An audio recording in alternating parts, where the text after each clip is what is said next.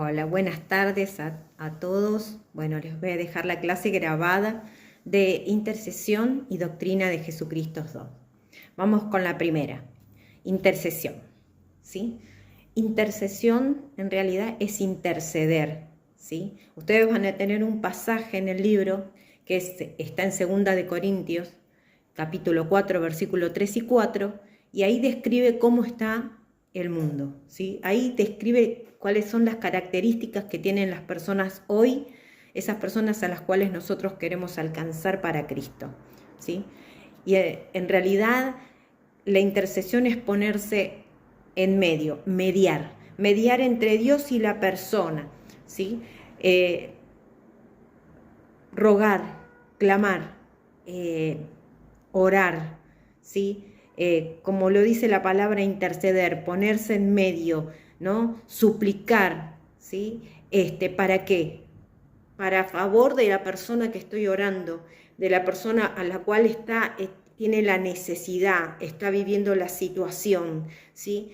Por medio de esa intercesión es que Dios se mueve, porque acordémonos que la guerra que tenemos hoy, como dice en Efesios 6:12, no es contra carne ni sangre, sino contra entes espirituales. Por eso, primero, la batalla la tenemos que ganar en el área espiritual. ¿Cómo la ganamos? A través de la intercesión, ¿sí? La intercesión es sumamente importante para desatar el poder de Dios sobre aquellas personas de las cuales nosotros estamos orando y estamos intercediendo, ¿sí? La intercesión también es un gesto solidario, ¿sí?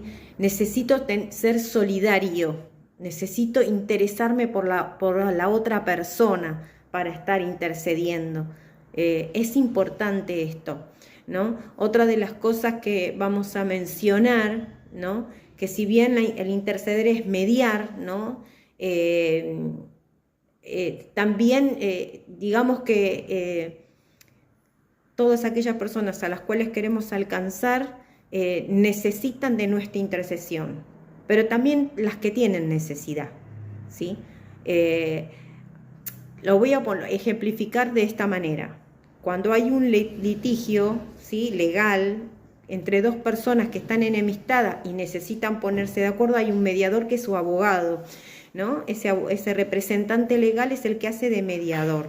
Bueno, en la intercesión somos nosotros los que somos de mediadores, ¿sí? Nos ponemos en medio de, ¿sí?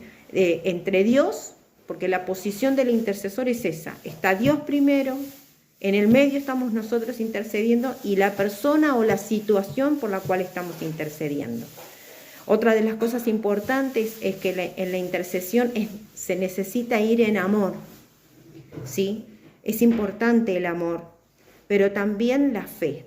¿Por qué? Porque si yo clamo delante de Dios sin fe, dudando en mi corazón, nada va a ocurrir. En cambio, si tengo fe, tengo la plena convicción de que Dios va a hacer algo sobre la vida de esa persona. Esto es muy importante. O sea, no se puede ir a la intercesión así nomás y como si fuera una oración común de las que nosotros estamos acostumbrados a hacer, ¿sí? Esto es esencial. Si nosotros queremos ganar a las personas que no conocen a Cristo, entonces primero nuestra intercesión tiene que estar antes de la prédica, ¿sí? Antes de predicar a la persona, nuestra intercesión, nuestra oración, pidiendo que todo velo, todo el encubrimiento, todo lo que le haya encubierto el Evangelio sea quitado y arrancado, ¿sí? Menguando todos los poderes del enemigo para que esa persona esté abierta para cuando yo le presente a Jesucristo, ¿sí? Tengan en cuenta que este es nuestro deber también como cristianos, ¿sí? Nuestro deber es rogar en favor de nuestros hermanos. Por eso digo que la intercesión es solidaria, tiene que ser solidaria, me tiene que interesar la otra persona, ¿no? Ustedes en el cuadernillo van a tener muchos ejemplos bíblicos de las personas que ya que fueron grandes intercesores, ¿no es cierto? Ustedes se van a fijar en su cuadernillo, ¿no? Ahora, yo les quiero hacer algunas preguntas, ¿no? El ¿por qué fueron intercesores? ¿Para qué intercedieron? ¿Y qué pasó con esa intercesión que ellos hicieron? ¿Sí? Entonces, pregúntense eso después que lean los textos y se van a dar cuenta que Dios los llamó para esa intercesión, ¿sí? Los movió en misericordia y los movió en amor. Pero también intercedieron para que esa situación o esa persona sea salva, esa situación sea quitada, ¿no? Y pueda beneficiar a la persona que está, por la cual está orando, ¿no? Y cuántos milagros a través de esa intercesión lograron, ¿sí? Muchos de nosotros hemos intercedido y hemos visto la victoria en cada una de esas intercesiones. Por eso el intercesor no se cansa de orar ni de clamar hasta no ver realizada la obra de Dios. Eso también es muy importante. No nos olvidemos que nuestra responsabilidad es colocarnos entre Dios y nuestro amigo, nuestro vecino, nuestro familiar, ¿sí? Por todo aquel que no conoce a Cristo, o aquel que lo conoce y ya se ha alejado, ¿sí? O aquel que esté viviendo una dificultad, mi hermano, mi hermana que esté viviendo una dificultad. Así que esta es la parte de la clase de intercesión. Espero que les haya quedado claro y cualquier duda me consulta. Bueno, ahora veremos la segunda parte de esta clase, que es doctrina de Jesucristo, ¿sí? Pero antes de todo quisiera yo leerles algo cortito para que, si bien ya tuvieron una clase de doctrina, pero quisiera que ustedes tuvieran en claro qué significa, qué es doctrina, ¿sí? Una doctrina es un conjunto global de las concepciones teológicas enseñadas como verdaderas por un autor o un grupo de autores.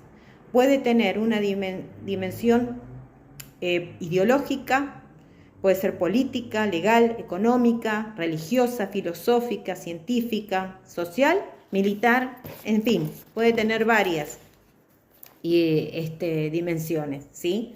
Pero hoy vamos a ver la doctrina de Jesucristo, la segunda parte, ¿sí? ¿Y por qué la segunda parte? Porque en la primera ustedes vieron a Jesucristo en su naturaleza divina, ¿sí? Su poder, su poderío, su omnipotencia, omnipresencia. Bueno, hoy vamos a ver la parte humana, el área humana, ¿sí? De la doctrina de Jesús. En su naturaleza humana, Él nos deja ejemplos, ¿sí? Él nos deja ejemplos. Él viene a la tierra, nace, es como uno de nosotros, o sea, es uno de nosotros, ¿no? Vive consecuencias, padece lo que nosotros padecemos, pero de todos nos deja una enseñanza y nos deja un ejemplo. Entonces, y entender que nunca dejó de ser Dios, solamente que se hizo hombre para mostrarnos el ejemplo de fe, el ejemplo, y para poder acercarnos a Dios. Ahora, sus características son tres. Una es que tenía un linaje humano. Como dijimos recién, él nació de un parto natural a través de María, pero fue concebido por el Espíritu Santo, ¿sí? Su concepción fue a través del Espíritu Santo. Tenía un cuerpo, o sea, como nosotros, ¿sí? Hay un pasaje que ustedes van a ver en el libro que habla acerca del perfume derramado en sus pies que lo derramó María, ¿no? Y también que fue tentado. ¿Se acuerdan? Cuando él va al desierto esos 40 días y es tentado por el diablo para que lo adorara, para que se postrara ante él y él entregaría todos los reinos, ¿no? Y hasta con la misma palabra de Dios el diablo lo tentó. Sin embargo, él nunca pudo, o sea, Jesús no se resistió y no le dio cabida al diablo, ¿no? ¿Cuál es la obra de Jesucristo? Es su muerte, su resurrección y su ascensión. De su muerte podemos decir que su muerte nos dio salvación, ¿sí? Nos dio la seguridad, de que de cuánto Él nos amaba. Fíjense en cuánto morir por nosotros, ¿no? Él no teniendo culpa de nada, ¿no? Nos garantiza la victoria, sobre el pecado, ¿no? Esa muerte en la cruz. También es una redención o rescate. Él pagó un precio por nosotros, ¿no? Pagó el precio y nos libró de la condenación, de esa condenación que nosotros teníamos que padecer. Él nos libró. También proveyó la base de esa reconciliación para con Dios, ¿no? Y de su resurrección podemos hablar y decir que fue el verdadero triunfo de Jesús, ¿sí? Ese fue el darnos esa victoria y la esperanza que en Él tenemos, ¿sí? También digamos que es el sello de su victoria sobre el pecado, sobre la muerte, ¿sí? Porque vence a la misma muerte al resucitar, ¿no? Y que esa deuda que nosotros teníamos la fue saldada por Jesús, ¿sí? Y por último, la ascensión. La ascensión que determina dos etapas en Jesús. Una etapa humana que desde el nacimiento, ¿no?, hasta su resurrección, ¿no?, donde pasa todo, transita todo el camino de enseñanza, de ejemplo, de afirmar y asentar la fe en nosotros. Y la otra, que es la que ya el Cristo espiritual que habita en los cielos, ¿no? Y que toca a los hombres a través del Espíritu Santo. Y esto es una gran connotación, porque ya no está atado a las leyes físicas, porque cuando Él estaba corpóreamente, no podía estar en dos lugares a la misma vez. Sí hacía milagros, sí podía caminar sobre las aguas, pero no podía estar en dos lugares a la misma vez. Hoy, o después de su ascensión, ¿no?, a los cielos, Él, a través del Espíritu Santo, está en todas partes. Puede estar acá conmigo ahora y allá con vos ahí en tu lugar, ¿sí? Entonces, ya no está atada a leyes físicas, ¿sí?, sino que está sujeta a leyes sobrenaturales, ¿no? El resultado de su obra es, es lo más hermoso que nosotros podemos tener, ¿no? Es que haya formado con nosotros un pueblo, ¿no? Que ese velo que antes nosotros teníamos para ir, antiguamente para ir a la presencia de Dios, fue rasgado, fue quitado. Y hoy tenemos libre acceso para con Dios. Hoy somos cuerpo de Cristo, ¿sí? Somos hijos, hijas de Dios, somos cuerpo de Cristo, ¿no? Y estamos embestidos de poder y santificados, ¿sí?, para ser testigos de su obra y para ser testigos en toda la tierra, ¿sí?